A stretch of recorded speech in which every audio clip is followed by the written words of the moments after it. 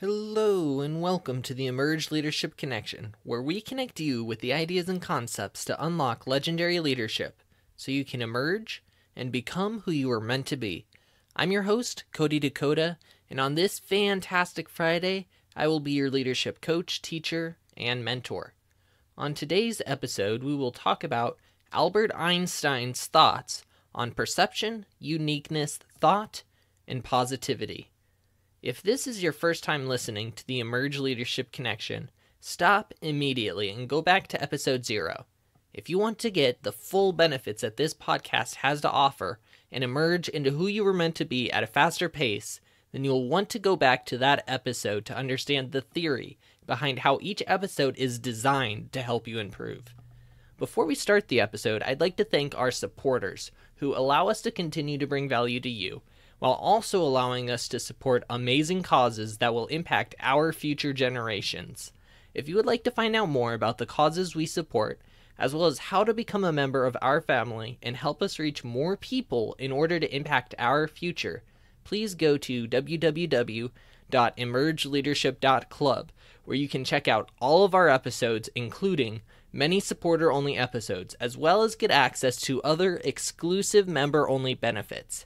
Again, that is www.emergeleadership.club to get that access and officially join our family. Now, on to the show. Today's words of wisdom come from Albert Einstein, who said, "If a cluttered desk is a sign of a cluttered mind, of what, then, is an empty desk a sign?" Now, with this quote, it seems very, very straightforward.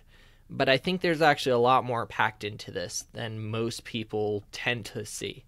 The obvious is he's kind of making a turn on the head of most people, right? There's a classic thought that says cluttered desk equals a cluttered mind. And the concept is that a cluttered mind is not good. Now, what he proposes here is if you take that analogy further, right? He says, then what is an empty desk a sign of? Obviously, that would mean an empty mind, which in his opinion is not a good thing. And it's something that I would also have to second. Now, that doesn't mean that I necessarily mean that an empty desk is a bad thing, personally. I'm just saying that an empty desk as a sign of an empty mind is a bad thing, because having an empty mind is where troubles happen. Most people in the world go through life without really having any sort of thoughts at all. They kind of just let whatever happens happen, and they hope for the best. And usually when you just allow things to happen in life and only hope for the best, it ends up extremely terribly. Now, that doesn't mean you shouldn't have hope. I think hope is also extremely important. But you have to have hope backed with action. You have to have something in your mind. Maybe cluttered mind is not necessarily a great thing, but a cluttered mind is better than an empty mind, in my opinion.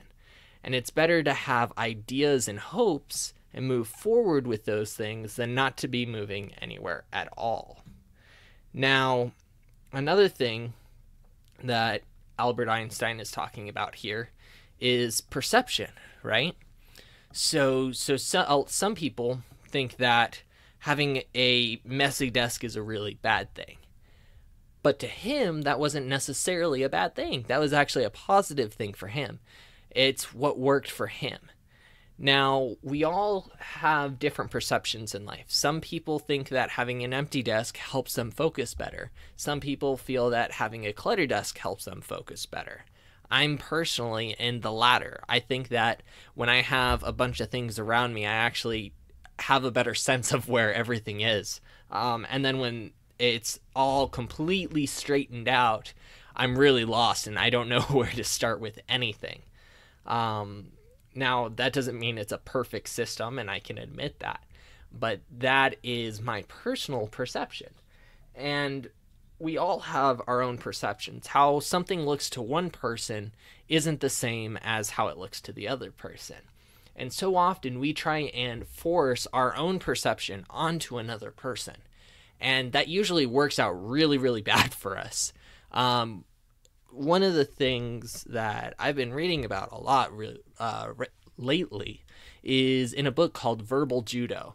It's the concept of how do you take what someone else has and in a conversation, and how do you flip the conversation so that instead of it being a karate conversation, which in the book he talks about how it's basically trading blow for blow back and forth until it ends in some sort of he's a police officer, the author, and so for him it would end in an arrest, physical arrest.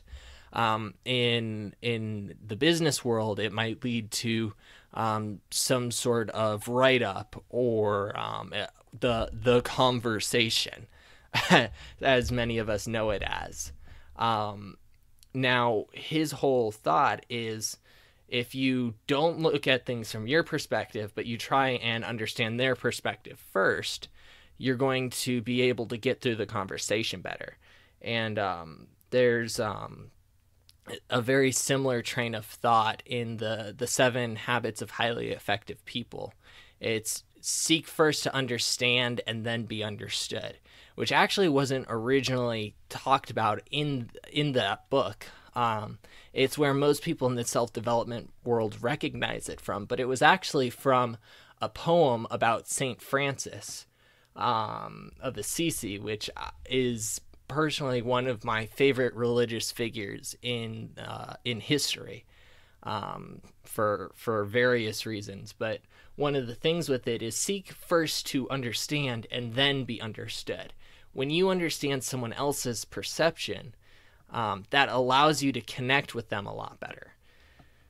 And in this quote, right, what the implication is that someone has told Albert Einstein that a cluttered desk means a cluttered mind, and their perception is that it's bad. But he poses a different perception for them, which helps people understand what is his point of view. And so when you begin to understand a different point of view, you begin to understand just the other person a lot better, which allows you to really become a better person with them. Now, another thing with this quote is positivity, right? So he's looking at this situation, right? And someone is bringing a negative comment to him, right? Cluttered desk is a cluttered mind. That's a negative comment, right? And he turns the situation around to where, how can I look at it that the cluttered desk is actually something good? And so he says, if a cluttered desk is a cluttered mind, what does an empty desk mean, right? And so he's flipping it around to make his situation positive. And that's actually a great lesson for all of us to look at. So often in life, we look at a situation and we only look at the bad things that are happening with it. And we bring ourselves down further and further because we only see the bad. And a lot of times, the things that are happening are not all bad. I'm not saying that it's all beautiful and rainbows and butterflies. That's baloney if you think your entire life is that. But a lot of times, even in our failures, there's something you can learn. Or even in our failures, there's something you can take away to make yourself better. And so instead of looking at the situation from that negative point of view, how can you turn it around and make it something positive? This is actually something I recently talked about with one of my clients. They were looking at a situation in their life, and they kept thinking about all the bad things that happened with it. And it was actually related to age. And they said that, I wish I would have started this journey, 10 years ago, 5 years ago, whatever it is, right? And I turned the situation around and I said, well, what are the good reasons that you can have for having started now as opposed to then? Because there are a lot of things that we learn as we go through life. And sometimes if we really look at a situation as it is, and we look at where we were then, truly look at it, right? a lot of times we're actually not ready for the situation. And if you're not ready for the situation you want to go into, it can create a ton of terrible things happening. Just like thinking in my own life, I can think that if if I would have started my entrepreneurial journey, 3 or 4 years earlier than I did, I know for a fact I wouldn't have been ready for it. I know that there were things in my life that I hadn't become strong enough in. And so if I would have started it earlier, maybe opportunities could have came sooner. Maybe certain other things wouldn't have happened.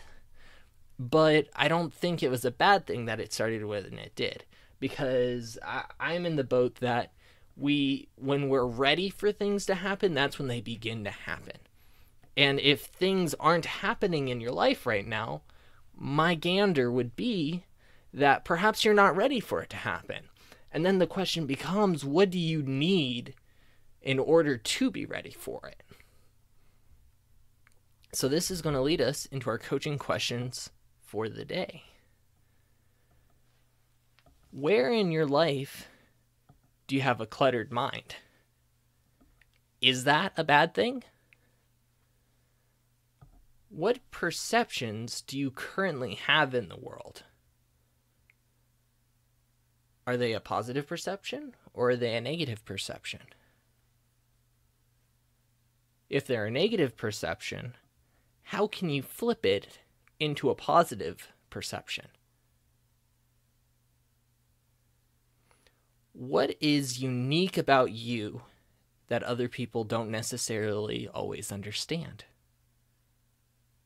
How can you help them understand that uniqueness? Is there anyone in your life who you have a hard time understanding?